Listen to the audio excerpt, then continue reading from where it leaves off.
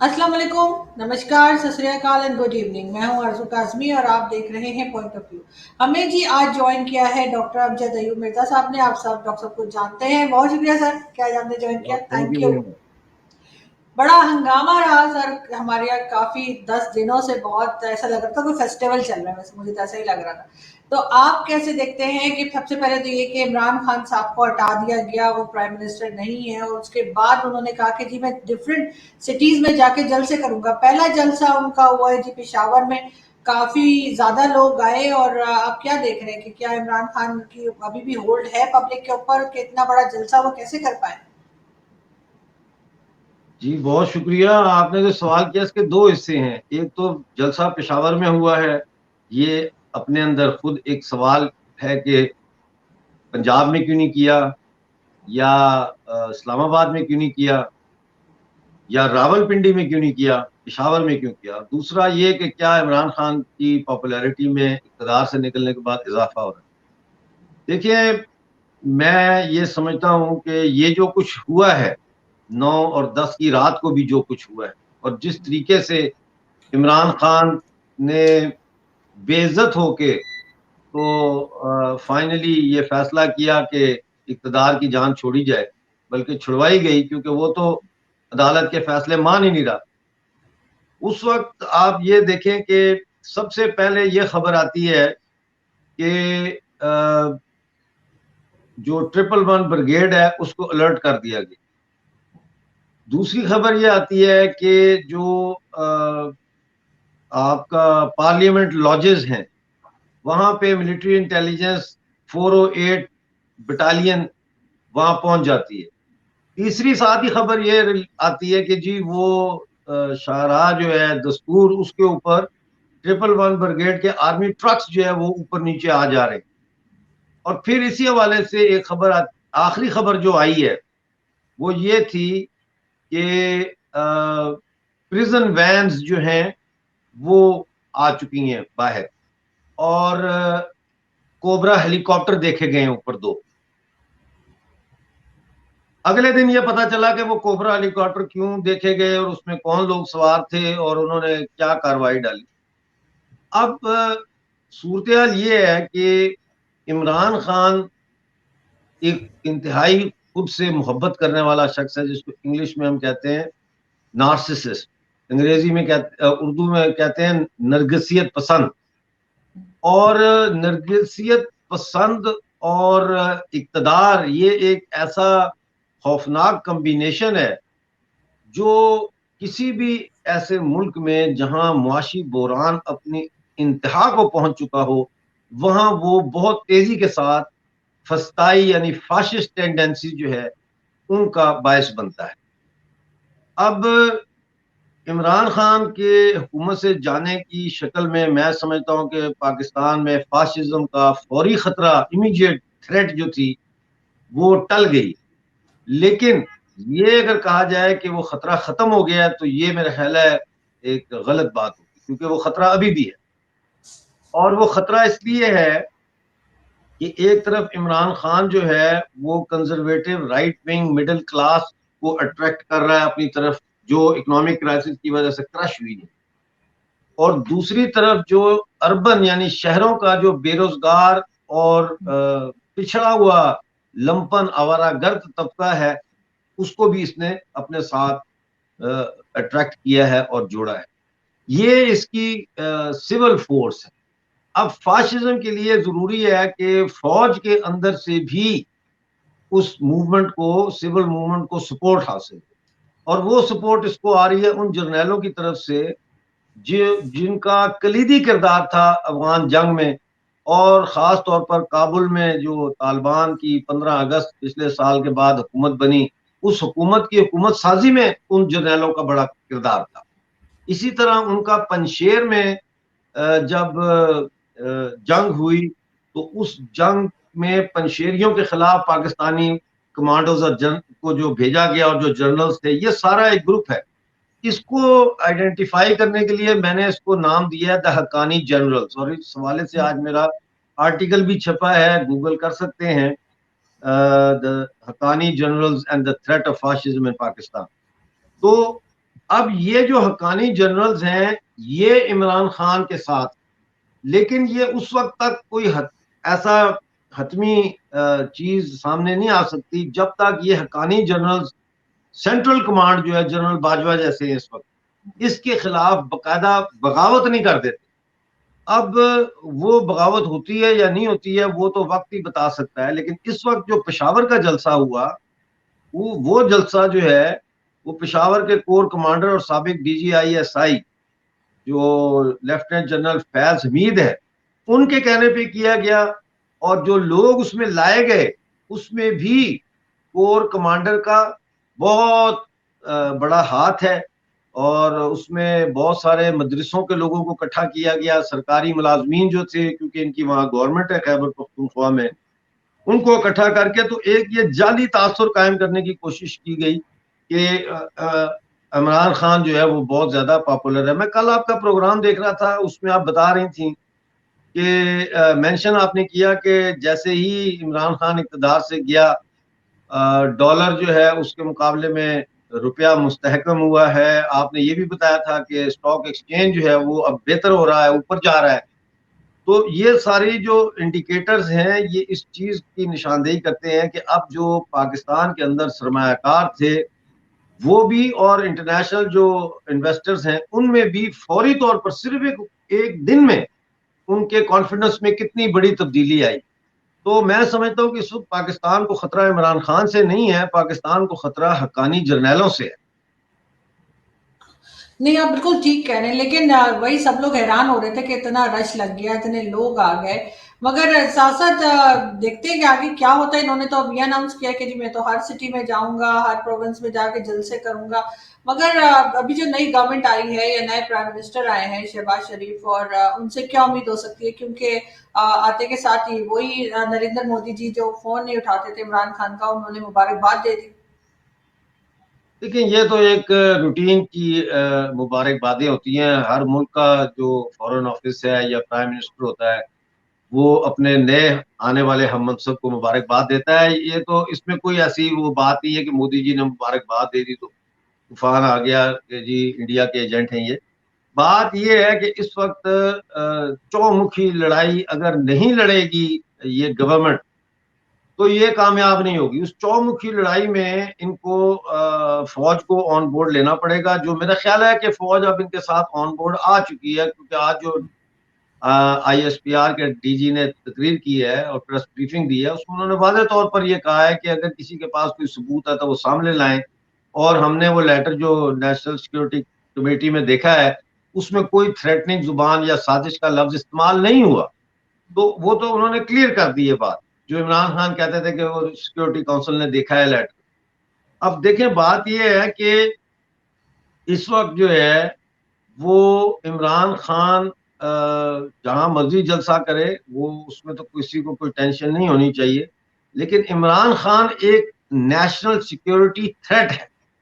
और याद रखिएगा आपके प्रोग्राम में मैं ये बात कर रहा हूं कि वो एक नेशनल सिक्योरिटी थ्रेट है क्योंकि उसके पास कौमी राज है पाकिस्तान, और वो इतना वनरेबल हो चुका है कि जिस तरह उसने अमेरिका पे झूठे इल्जाम लगाए और वेस्ट पे झूठे इल्जाम लगाए कि उसकी हुकूमत गिराने के लिए साजिश हो रही है। हालांकि 2019 में जो है वो आसिफ जरदारी हामिद मीर को एक इंटरव्यू में कह चुके थे कि इमरान खान को हम पूरी टर्म नहीं करने देंगे, और उसमें उन्होंने ये अंदिया दिया था कि वोट ऑफ नो कॉन्फिडेंस के जरिए भी इसको हटाया जा सकता है। वो इमरान खान हटाने की बात कर रहे थे, वो हुकूमत गिराने की बात नहीं कर रहे। एनीवे तो इमरान खान एक नेशनल सिक्योरिटी थ्रेट बन चुका है मेरे हिसाब से। तो इसको तो सबसे पहले गिरफ्तार करना चाहिए और इसकी फाइन ट्यूनिंग करनी चाहिए, इसका सॉफ्टवेयर जो है वो अपग्रेड करना चाहिए ताकि इसको ये समझ आए कि भाई इमरान खान जो है वो अगर कौमी राज जो है पाकिस्तान के वो पब्लिक जलसों में एक्सप्रेस करना शुरू करेगा, पाकिस्तान के जो एटमी राज हैं या जो कुछ और दीगर मिलिट्री फॉर्मेशंस होती हैं वो अगर बयान करना शुरू करेगा, और जिस तरह ये डिफेम की कैंपेन शुरू की है इन्होंने बाजवा के खिलाफ, ये अगर करेगा तो ये पाकिस्तान के लिए एक नेशनल सिक्योरिटी थ्रेट से कम नहीं है। जी बिल्कुल, और मेरा ख्याल है कि इनको कुछ किसी ना किसी तरीके से इनको हैंडल तो बहरहाल किया जाएगा, क्योंकि बहुत ही बच्चों वाली हरकत है जो वो कर रहे हैं। लेकिन सर आपके जैसे आपने कहा वोट ऑफ नो कॉन्फिडेंस की बात की, तो उससे मुझे याद आया कि कश्मीर में भी वोट ऑफ नो कॉन्फिडेंस चल रहा है। हमारी साइड जो कश्मीर का हिस्सा है, उसको आप किस तरह देख रहे हैं? आज उसकी भी काफ़ी न्यूज़ थी। देखिए, कश्मीर में जो वोट ऑफ नो कॉन्फिडेंस है वो पेश किया है पीटीआई के पाकिस्तानी कब्जे वाले जम्मू कश्मीर के जो सदर हैं, उन्होंने अपनी ही वजीर आजम के हुकूमत के वजीर आजम के खिलाफ वोट ऑफ नो कॉन्फिडेंस दिया है। जो इलियास चौधरी इलियास हैं, ये बड़े बिजनेसमैन हैं, इनके बड़े प्लाजे शलाजे हैं इस्लामाबाद में भी, ब्लू एरिया में भी, और बड़े अमीर हैं, और इन्होंने पीटीआई पे बड़ा पैसा लगाया था पीओके में, ठीक है ना। और ये आखिरी वक्त तक ये ये एक्सपेक्ट कर रहे थे कि इनको प्राइम मिनिस्टर बनाया जाएगा। लेकिन आपको इमरान खान का पता है, ये जिनसे पैसे लेते हैं सबसे पहले उनसे ही अपना पल्लू झाड़ लेते हैं। तो इन्होंने अब्दुल कयूम नियाजी को बना दिया प्राइम मिनिस्टर, और बैरिस्टर सुल्तान महमूद भी बड़े सीख पा हुए थे इस पे, क्योंकि वो चाह रहे थे कि वो प्राइम मिनिस्टर हो। उनको ठंडा करने के लिए प्रेसिडेंट बना दिया, और इलियास तनवीर इलियास को सीनियर मिनिस्टर बना दिया। अब जब ये वोट ऑफ नो कॉन्फिडेंस हुआ और इमरान खान की सरकार गिर गई है इस्लामाबाद में, तो तनवीर इलियास साहब ने अपने पर फैलाने शुरू किए, और इन्होंने पीटीआई के जितने लोग उसमें इलेक्शन जीते हैं, कुछ पीपल पार्टी के भी हैं, कुछ मुस्लिम लीग नून के भी हैं, जो इनके दोस्त हैं और इनसे बेनिफिट उठा चुके हैं माजी में, उन सबको मिला के इन्होंने फैसला किया कि इससे अच्छा वक्त नहीं हो सकता कि अब्दुल कयूम नियाजी के खिलाफ वोट ऑफ नो कॉन्फिडेंस दिया जाए। और गालबन कल अब वोटिंग होगी, और उसमें इनकी कोशिश है कि सरदार साहब खुद जो है ये प्राइम मिनिस्टर बन जाए। ये आपस में ही लड़ रहे हैं। जी, ये कहानी है, और कोई खतरा नहीं है ऐसा। बिल्कुल सही। लेकिन सर साथ-साथ हम ये भी आपसे पूछना चाहेंगे कि आपको लग रहा है कि अगर शहबाज शरीफ साहब जो हैं वो इंडिया से बिल्कुल मुबारकबाद आई है, उसको तो हम अच्छे तरह उसमें ले रहे हैं, अच्छा गेस्चर दिखाया है प्राइम मिनिस्टर ने इंडिया के। लेकिन आपको लग रहा है कि कुछ बात आगे बढ़ेगी, कुछ टर्म्स बेहतर होंगे, कुछ ट्रेड व्रेड खुलेगा, और फिर कश्मीर के इश्यू को भी उन्होंने सबसे पहले कहा कि जी बिल्कुल उसको भी हल होना चाहिए। देखिए, कश्मीर के मसले पे तो मैं बात नहीं करूंगा, क्योंकि जो शहबाज शरीफ साहब ने कहा है हुँ। वो उन्होंने वही कहा है जो आईएसपीआर या पाकिस्तानी मिलिट्री स्टैब्लिशमेंट का बयानिया, उन्होंने उसी को रिपीट करके जान छुड़ाई है, ठीक है ना। जहां तक ट्रेड की बात है, मैं समझता हूँ ट्रेड की जरूरत है, और अगर शहबाज शरीफ वाकई ये चाहते हैं कि पाकिस्तान की आवाम को कुछ रिलीफ मिले, देखिए आज फिर चीनी की कीमत बढ़ गई है, ठीक है ना। तो उसके लिए फिर इनको जरूरत है इस बात की है कि ये इंडिया के साथ फौरी तौर पर ट्रेड के लिए जो है वो ट्रेड टॉक्स शुरू करें। इस वक्त हम कनाडा और ऑस्ट्रेलिया से चीजें मंगा रहे हैं, दालें मंगा रहे हैं, हम टमाटर मंगा रहे हैं, हम गेहूं यानी कि गंदम मंगा रहे हैं, और उसका फ्रेट ही इतना ज्यादा है कि अगर हम इंडिया से मंगवाएं उसी कीमत पे जिस कीमत से फर्ज करें हमें वहां से मिल रही है, लेकिन वो फ्रेट ही काट दें बीच में से, तो अवाम को रिलीफ मिल जाएगा, क्वांटिटेटिवली भी और क्वालिटेटिवली। एक तो मिकदार बहुत ज्यादा आएगी खाने पीने की चीजों की, और दूसरा जो है वो ये उसकी क्वालिटी भी अच्छी होगी, क्योंकि वो फ्रेश होगा, वहां से आता है, उसको महीने लगते हैं आने में चीजों को। तो मुझे याद है कि कई साल पहले गालबन बेनजीर का या नवाज शरीफ साहब का मेरा ख्याल है दौर था, मुझे अब एग्जैक्टली याद नहीं, तो मैं लाहौर में था। तो वो कहने लगे कि हम जा रहे हैं। कहाँ जा रहे हो? वाघा बॉर्डर के पास जा रहे हैं। मैंने कहा वहां क्या है? कहता है वहां पे इंडिया के टमाटर आए हुए हैं, बड़े सस्ते हैं। तो हम गए, मैं तो इंडिया का टमाटर ही देख के उसको सलामे करता रहा। मैंने कहा आप इंडिया से तशरीफ लाए हैं टमाटर भाई, तो वो मेरे मेरे लिए बड़ा अजीब था, लेकिन वो इतने सस्ते थे टमाटर, और आलू भी मैं एक टमाटर एक आलू लाया, तो मैंने वो कॉर्नर्स पे रख दिया। तो वो घर वाले कहने लगे ये किस लिए यहाँ रख दिया चमका के इनको? मैंने कहा ये इंडिया से आए हैं। वो कहते हैं यार ये गल जाएंगे, ये गल 2 दिन में तो टमाटर गल जाएगा, और ये आलू भी खराब हो जाएगा, इसको पकाओ खाने में डाल लो। तो मैंने कहा मैं खाने में डाल सकता है इसको। तो मैंने वो बाहर जगह थी वहां पे थोड़ा सा गड़ा खोद के उसमें मैंने वो दफन कर दी। मैंने कहा ये इधर, ये हमारे इंडिया से आए थे। तो कहने का मकसद ये है कि ये तो एक चलो बात होगी साइड पे। ट्रेड खोलनी पड़ेगी। ट्रेड खोलनी चाहिए या नहीं चाहिए का तो सवाल ही नहीं है ना। ये खोलनी पड़ेगी, चाहे जो मर्जी लोग अपोजिशन इल्जाम लगाती रहे, ये खोलनी पड़ेगी। ये नहीं खोलेंगे तो ये किसी तरीके से पाकिस्तान को रिवाइव नहीं कर सकते। बिल्कुल नहीं सर, ये होना चाहिए, क्योंकि कब तक ये इसी तरीके के झगड़े रहेंगे। वैसे भी मेरा भी ईद के बाद लाहौर जाने का प्रोग्राम है, तो मैं वाघा बॉर्डर जाऊंगी, और उस वक्त जब गेट खुले होते हैं, वो एक टाइम पे खोल देते हैं ना थोड़ी देर के लिए, दोनों तरफ के गेट्स जी। ओपन होते हैं, तो वो मैं जरा देख कर आऊंगी। कई बार गई हूँ, लेकिन वहां वाघा बॉर्डर इत्तेफाक है कि जाना नहीं हुआ। लेकिन सर साथ साथ अगर हम बात करें इमरान खान का, क्या फ्यूचर आपको नजर आ रहा है? और इन्होंने जो कहा कि जी एब्सोल्युटली नॉट, आज वो भी उन्होंने कहा डीजीआईएसपीआर ने कि हमें तो इस तरह का कोई अड्डा मांगा ही नहीं गया था, जो बार बार इमरान खान कह रहे थे कि मैंने तो एब्सोल्युटली नॉट बोल दिया है। तो और साथ साथ वो अमेरिका के खिलाफ भी लोगों को भड़का रहे हैं। तो आपके ख्याल से अमेरिका की तरफ से कोई रिएक्शन आएगा क्या? देखें, आप पहले तो ये देखें ना कि इमरान खान की अपनी कैबिनेट में कितने अमेरिकन थे। हम्म, ठीक है।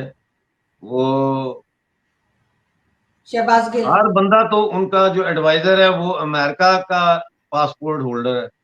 तो फिर ये दोगली पॉलिसी क्या है कि आप एक तरफ अमेरिका अमेरिका कर रहे हैं और दूसरी तरफ आपने अमेरिका वाले ही रखे हुए अपने पास, जो वहां मुलाजमतें भी कर रहे हैं। ठीक है ना। तो ये तो बयानिया जो है, ये तो एक पॉलिटिकल गिमिक है, ये तो एक सियासी बयानिया है। इसका हकीकत से कोई ताल्लुक नहीं है। ये एक्सटेंशन है तालिबान के बयानिए की।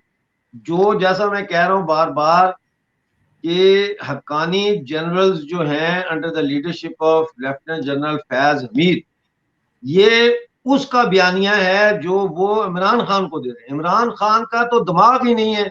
वो तो सिर्फ विकटें गिन, वो ओवर में कितने बॉलें करानी है, इतना उसका दिमाग। इससे ज्यादा तो उसका दिमाग ही नहीं है। तो इतनी हाई फ्लोन पॉलिटिकल जो एनालिसिस की करने और ये चीजें, ये उसको फीड किया जा रहा है। और फीड जो है ये पेशावर से हो रही है। और उसकी तकरीर में कोई बात नहीं सिवाय इसके कि ये चोर हैं, ये डाकू हैं, अमेरिका की हम नहीं मानेंगे, अमेरिका कौन होता है हमें क्या कहने वाला। तो भाई इन बातों का ताल्लुक उस शख्स से क्या है जो बाहर सब्जी लेने गया है और वो उसके सब्जी का रेट बढ़ गया है या चीनी का रेट बढ़ गया और वो खाली थैला लेकर घर वापस आ रहा है। मसला तो अवाम का है। वो अवाम का मसला तो ये हल कर नहीं सके, क्योंकि ये लूट मार के लिए आए थे। इनको मैं कहता हूँ कि ये इमरान खान जो टोला है ये नौसरबाजों का टोला है। और पहली दफा पाकिस्तान में नौसरबाजों का टोला, पूरे का पूरा टोला ही इक्तदार में आ गया और उन्होंने दबा के लूट मार की। तो ये इमरान खान कुछ नहीं कर सकता।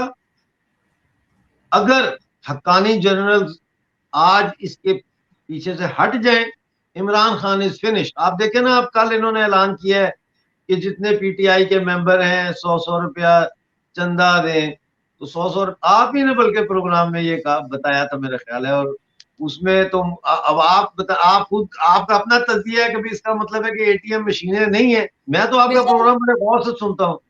नहीं thank you so much sir, लेकिन सर देखिए ना, अलीम खान साहब भी चले गए, जहांगीर हाँ। तरीन भी नहीं है, तो एटीएम कार्ड तो निकलते जा रहे हैं इनके पास से। हाँ, तो इसीलिए आप वर्करों से मांग रहे हैं। हाँ, समझे कि मतलब नहीं। कम से कम 100 रुपए, ज्यादा से ज्यादा कुछ भी हो सकता है, हाँ, ज्यादा लेकिन ज्यादा आपने कहा था कि वो मैंने कहा यार ये क्यों कह दिया आरजू जी ने, कभी ज्यादा ज्यादा जितना मर्जी दे, लोगों को गाइड कर रही है। कोई नहीं देता सर, लोगों के जो हालात है कोई नहीं पैसे निकालता। लेकिन लास्ट में मैं यही पूछना चाहूंगी, क्या करप्शन केसेस खुलेंगे इमरान खान के खिलाफ भी? जैसा अभी एक नेकलेस का चला है कि जी 18 करोड़ में जो है वो भेज दिया गया है, और भी कई दूसरे केसेस हैं, सुनामी ट्री और चीनी आटा पता नहीं क्या गया। तो आपको लग रहा है कि अब ये भी आपको जेल जाते नजर आ रहे हैं या बच जाएंगे? देखिए जी, केस तो खुल गए हैं। अब हम्म, केसेस को जो है वो चलाना है और फिर जो जजमेंट आएगी उसके मुताबिक फैसला होगा कि ये जेल जाते हैं या नहीं। मेरा तो ये ख्वाहिश नहीं है। मैं तो ये समझता हूं कि अगर पाकिस्तान ये समझते हैं आप लोग कि आप लोगों ने चैन का सुख का सांस लेना है और जिस मुसीबत में आपको ये डाल के गया है, उस मुसीबत को जब मैं देखता हूं तो इसका जो है वो जेल के सिवाय और कोई जगह मुझे नजर नहीं आती। इसको जेल में जाना होना चाहिए। अगर मैं पाकिस्तान का प्रेसिडेंट होता, एक मजाक के तौर पर सही, पाकिस्तान का प्रेसिडेंट होता, मैं प्रेसिडेंशियल ऑर्डर के तहत ऑर्डर करता कि इसको जेल में डाल दो। इतना बड़ा नुकसान आपको, पाकिस्तान में आप लोग बैठे हैं ना, आप लोगों को अंदाजा नहीं है कि इमरान खान आप लोगों के मुल्क के साथ क्या करेंगे। आपको इसका अंदाजा नहीं है, ये लेकिन अंदाजा होगा। सर प्रेसिडेंट साहब तो आए नहीं, हलफ लेने के लिए भी नहीं आए, वो तो ओथ लेने के लिए भी नहीं आए शहबाज शरीफ साहब से। वो तो मैंने भी कहा था पकौड़े ज्यादा खा लिए थे उन्होंने। लेकिन भाई ये आप अगर कहते हैं, इमरान खान की पार्टी के प्रेसिडेंट होते तो आप कैसे उनसे बात करते? देखिए ना, बात ये है कि इन लोग ये स्पोर्ट्समैन हैं, इनमें स्पोर्ट्समैन स्पिरिट ही नहीं है, यानी कि कोई कोई दीद लिहाज ही नहीं है। इनके इनके अंदर कोई बड़ा दिल ही नहीं है, इनके अंदर कोई रवादारी नहीं है, इनके अंदर कोई दूसरे का एहतराम, इज्जत, कोई चीज नहीं है। अब देखे ना, लोग नारे लगा रहे हैं, ये जो हुकूमत बनी है तो पहले लोग लगाते थे नारे, एक जरदारी सब पे भारी। अब क्या नारे लग रहे हैं? एक जरदारी सबसे यारी। इसने सबको इकट्ठा कर लिया। तो ये क्वालिटीज होती हैं, ये बड़े तजर्बे से आती हैं। ये गैर सियासी लोगों का, नौसरबाजों का टोला था। डेंटिस्ट जो है ना, आप डेंटिस्ट के पास जाएं तो उसने एक दांत आप ठीक करवाने जाएं तो चार और दांतों में कीड़ा निकाल देता है वो, पैसे कमाने के लिए। तो ये जो लोग ये तिब के पेशे को कारोबार बनाते हैं, मैं भी डॉक्टर हूं, मैंने भी प्रैक्टिस की है रावलपिंडी में, लेकिन मैं मुझसे नहीं हो सकी प्रैक्टिस। मैंने अपने घर का सारा सामान बेच के, दवाइयां डाल के लोगों का फ्री इलाज करना शुरू किया, बड़ी कोशिश की। मेरी तायाजाद बहन रहती थी लियाकत बाग के सामने, मैं उसके घर जाके ज़ारो कतार रोया करता था कि भाई मैं तो डॉक्टर बना था लोगों की खिदमत करने के लिए, मुझे तो कोई तनख्वाह भी नहीं मिल रही, मैं कैसे इन लोगों से पैसे लेके, ये गुनाह है। तो छोड़ दी मैंने डॉक्टरी, छोड़ दी। मैं फिर केमिस्ट की दुकान पर खड़ा होकर लोगों को फ्री नुस्खे लिख देता, और फिर बड़े बुरे हालात थे। एनीवे, वो तो एक जाति पे बात नहीं करनी चाहिए। लेकिन कहने का मकसद ये कि ये लोग जो सेहत को बेचते हैं, उसको आपने मुल्क का सदर बना दिया। तो उसके अंदर तो सर एक, वो तो मनी माइंड है, उसके अंदर तो इंसानियत की खिदमत का तो ज़हन ही नहीं है, उसका कारोबारी ज़हन है। पाकिस्तान के अंदर जितने जनरल प्रैक्टिशनर हैं, जितने जनरल प्रैक्टिशनर हैं, सब के सब कारोबारी हैं। वो कारोबार कर रहे हैं, इतने की ये दवाई, इतने की ये, इतने की, इतना मेरा खर्चा है, इतना। बल्कि सर आपकी बात से याद आया, आमिर कियानी जिनका मिनिस्टर था, उसके ऊपर भी तो ये मेडिसिन करप्शन केस बना था। आपको याद होगा कि किस तरह से 300 के पता नहीं कितने 100% जो है वो अचानक से पैसे बढ़ा दिए गए थे मेडिसिन के, और उसको हटा भी दिया था इमरान खान ने, फिर दोबारा ले आए। तो वो कई केसेस ऐसे हैं बड़े सॉलिड किस्म के, जो मेरा ख्याल है कि खान साहब को काफी परेशानी हो सकती है उसमें। बिल्कुल होगी परेशानी। सबसे अभी तो अमेरिका में केस शुरू होने वाला है, अभी तो अमेरिका में केस शुरू होने वाला है। लंदन से बंदे को एक्सट्राडाइट करके अमेरिका लेके जा रहे हैं, और केस शुरू हो जाएगा तो ये फिर जल्द से मैं तकरीरें करेगा, अमेरिका मेरे खिलाफ साजिश कर रहा है। ठीक है ना, अभी तो फॉरेन फंडिंग केस का फैसला आना है, वो जी पब्लिक होना है, बहुत बिल्कुल। सारे होने। फिर सबसे बड़ी बात ये कि इसके ऊपर तो आर्टिकल 6 लगता है सीधा सीधा, इसके ऊपर तो तौहीन अदालत लगती है। ये तो कल भी सर वहाँ पेशावर में कहते रहे कि जी मुझे समझ नहीं आ रही कि ये 12 बजे रात को अदालत क्यों लगाई गई। तो लोगों ने यही कहा आपने आइन तोड़ा था, आपने ये किया था, आपको पता नहीं कि 12 बजे क्यों अदालत, और दूसरा अदालत का फैसला भी नहीं मान रहे थे, इसलिए अदालत लगाई गई। तो पता नहीं मुझे इनके एडवाइजर इनको क्या एडवाइस करते हैं, लेकिन फिर भी हम देखते हैं आगे क्या होता है, और आपसे हमारा बिल्कुल राब्ता रहेगा। अपना बहुत ख्याल रखिएगा। Thank you so much sir कि आज आपने ज्वाइन किया। बहुत शुक्रिया। Thank you.